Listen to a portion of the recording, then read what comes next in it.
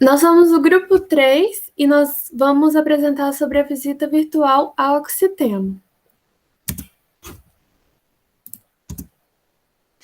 A Oxiteno foi criada em 1972 no Complexo Petroquímico do ABC, em São Paulo. Ela foi a primeira empresa química brasileira a produzir óxido de etileno na América Latina. Atualmente, ela possui 11 unidades industriais, 8 escritórios comerciais e 3 centros de pesquisa e desenvolvimento, sendo a maior etoxiladora de toda a América, e ela está presente em todo o globo. A Oxiteno tem várias áreas do mercado em que atua, mas tem 5 principais, que é Crop Solutions, que são, por exemplo, fertilizantes, herbicidas e soluções, né, para as lavouras. Home Care, que é para o cuidado da casa, por exemplo, coisas para limpar o chão, limpar a parede. Coatings, que são tintas, sejam elas tintas para impressão, tintas para madeira, tintas decorativas. Personal Care, que seriam as áreas de cuidado pessoal, por exemplo, cosméticos, de cremes, shampoos, até sabonetes. E Oil and Gas, que ela trabalha para poder ajudar a perfurar, para poder encontrar o petróleo. E ela se divide em 4 partes principais, que são de tensoativos, oleoquímicos, solventes e outros petroquímicos. Eu vou falar um pouquinho sobre os oleoquímicos. A unidade oleoquímica é dividida em 2 partes: ácidos graxos e álcoois graxos. Os ácidos graxos são basicamente as gorduras, os lipídios. E no caso da oxiteno, elas são 100% vegetais, porque são extraídas da palma, que aqui no Brasil a gente chama de dendezeiro. O dendezeiro, ele dá esse frutinho em que a polpa é produzida o óleo de palma, que é o azeite de dendê, que usa para fazer moqueca, acarajé, etc. E na parte da semente é feito o óleo de palmiste, que é esse que está embaixo separadinho, e ele é responsável por todas essas divisões dessas camadas de componentes saturados e insaturados. Ela é a única unidade de álcool graxo da América Latina, é importante dizer. E ela tem essas divisões no óleo de palmiste, ela separa em várias partes para poder utilizar. Basicamente, o que a Oxiteno faz é separar e purificar para poder utilizar em formas diferentes. O PKO que está aí é o óleo de palmiste. Ele sofre uma hidrólise em alta temperatura e pressão para poder conseguir separar a glicerina e os ácidos graxos. A glicerina, ela depois é purificada e ela fica a 99,7% de grau de pureza, o que faz com que seja mais alta pureza para ser utilizada nos laboratórios, e por isso ela ganha essa sigla USP, é a glicerina USP. E os ácidos graxos são separados em vários. Esse C12, C14, C10 que está aparecendo aí, são os diferentes ácidos graxos em que ela vai sendo desmembrada. Aí depois disso, ocorre a destilação para poder separar os ácidos de C8 a C10, que são já vendidos, e os C12 a C18 são utilizados posteriormente na parte de álcoois graxos.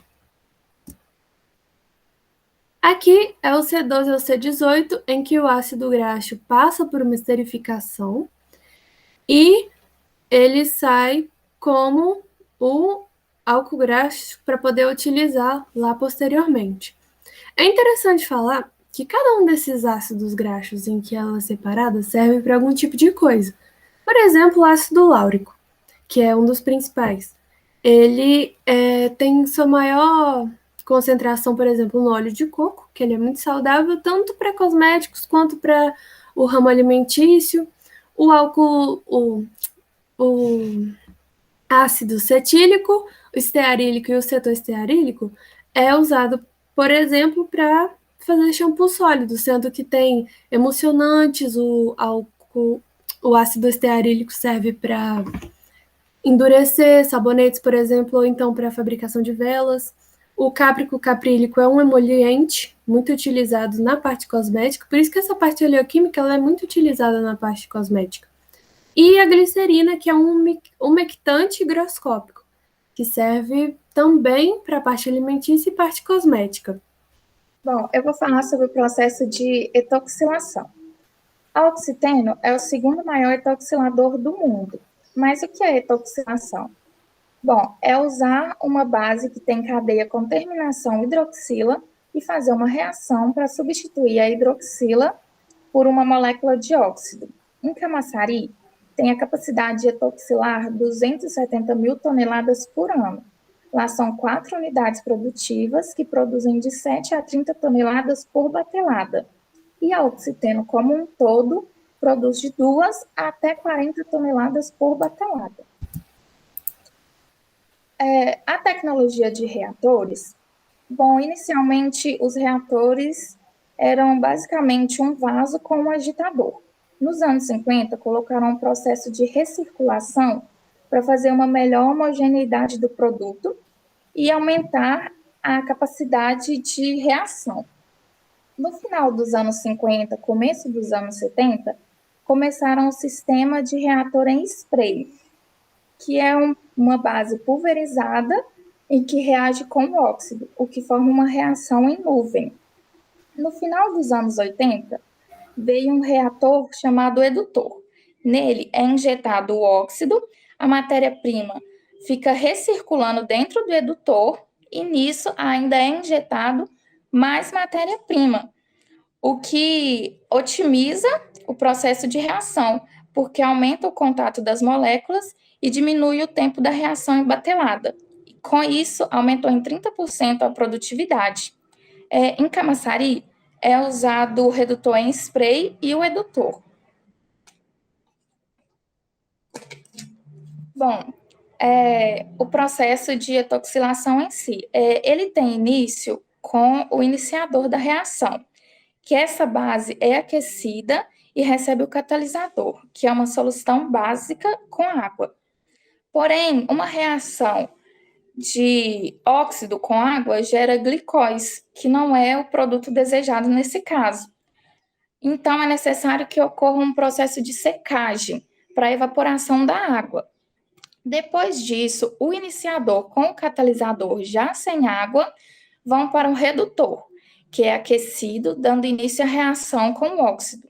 No fim da reação, o produto ainda fica alguns minutinhos no reator para o que se chama que é o processo de digestão, que é para a gente ter certeza de que todo o óxido reagiu por completo, que quando for abrir o reator, não vai ter nenhum óxido livre. Depois dessa digestão, acontece a desodorização, que é para neutralizar para neutralizar a substância com ácido, já que no começo foi usado um catalisador com base. E na desodorização, para que serve? Ela serve para tirar todas as impurezas que sobrou dessa reação. Para finalizar, vem o processo de resfriamento e o invase.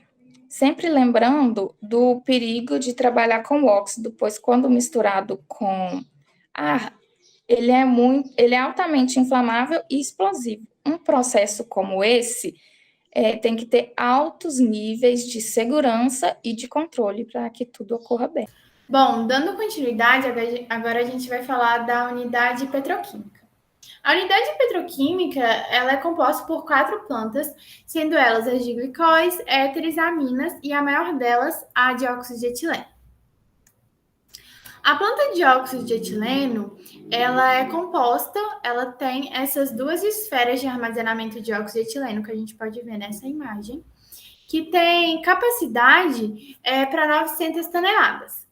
Todo o óxido que é produzido em Camaçari é usado internamente, sendo que são vendidos apenas os derivados.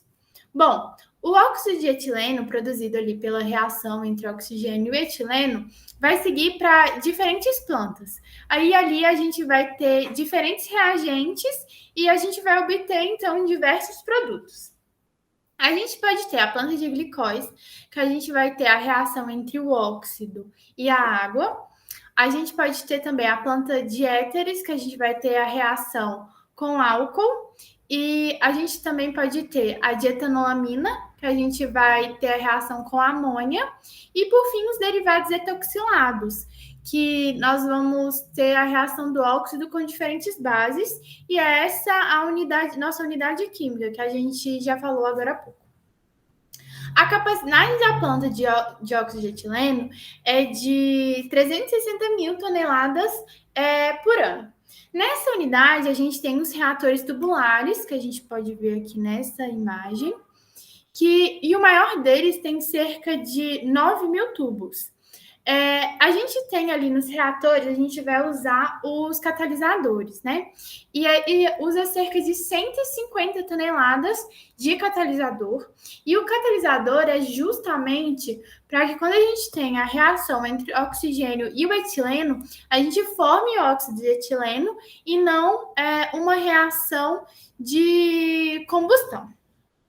Então, nesses reatores, a gente tem o gás de síntese, que é o etileno, o oxigênio e um gás inerte, sendo que na oxiteno a gente usa o metano, e eles vão entrar e vão reagir com o catalisador.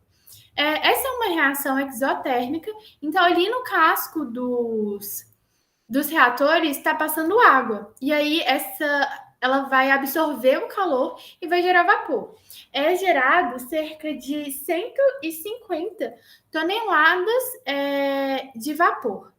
Desculpa, 70 toneladas de vapor por hora. E esse vapor ele é consumido pelos equipamentos da unidade. Bom, depois a gente vai ter a Watchtower. A Watchtower ela é um exemplo de otimização de processo, porque ali a gente tem 4 partes. A primeira parte dessa Watchtower ela é responsável pela lavagem do gás de reciclo. A segunda parte, ela absorve a água e o óxido. A terceira é um pré-saturador. E, por fim, a quarta, ela absorve o dióxido de carbono, que depois vai para uma etapa de purificação e depois ele pode ser vendido. Bom, agora falando um pouco da planta de glicose, ela tem capacidade de 285.500 toneladas por ano. E essa planta ali na Oxiteno, ela é responsável pela produção de commodities, que é muito usada na indústria de PET. A planta de éteres, ela tem capacidade de 26 mil toneladas por ano. E aí a gente tem como os reagentes o metanol, etanol e propanol. E então temos como produtos mono, di e triéter, que são muito utilizados no mercado de tintas, vernizes e fluidos de freio. Por fim, nós temos a planta de etanolamina. Nessa planta, a gente tem capacidade de 110 mil toneladas, e essa foi a planta que apresentou maior aumento de capacidade, sendo que ela passou por 4 revamps. Na planta de etanolamina, a gente tem ali a produção da mono, di e trietanolamina, que é muito utilizada ali no mercado agroquímico. Os equipamentos dessa planta que merecem destaque são os reatores tubulares do tipo PFR e o condensador, que ele é acoplado ali à coluna, e isso promove melhores perdas de carga e compressões mais baixas, o que é importante porque o produto dessa planta ele sofre degradação e escurece. Bom, essas são nossas referências e muito obrigada.